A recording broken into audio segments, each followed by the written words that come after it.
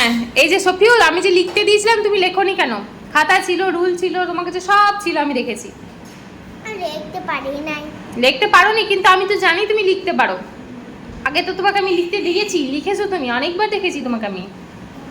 কতগুলো রাইট আছে খাতাতে। কিন্তু ওই লেখাটা পারি না। তুমি সব পারো। ক খ পারি না, তুমি ক খ পারি না।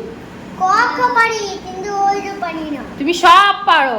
তুমি কেন ফাঁকিবাজি করে লেখনি বলো? এটা কি আমি পাঠাবো? এটা কি তোমার মাকে পাঠাবো আমি? হ্যাঁ পাঠাও। পাঠাবো? তোর আব্বাকে পাঠাবো? হ্যাঁ। আর অফিসে পাঠাবো? হ্যাঁ। স্কুলের নামটা কেটে দেবো? নামটা তো না। নামটা কাটবো? ওইটাতে পাঠাও। পাঠাবো? যে তাহলে তারপরে যে মারটা খাবি সেটা কি হবে? মার আমার দেয় না। মার আমাকে দেয় না? আর আমি যে মারবো তার বেলা কে বাঁচাবে? কেনে ছেলেরা বাঁচবে? ছেলেরা বাঁচাবে? তোরা কেউ বাঁচাবি ওকে মারলে? না। দেখ, কেউ বাঁচাবে না তোকে।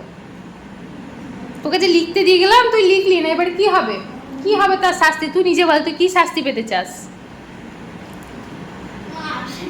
তুই কি শাস্তি পেতে চাস বল? যা শাস্তি চাইবি আমি তাই শাস্তি দেবো, বলো।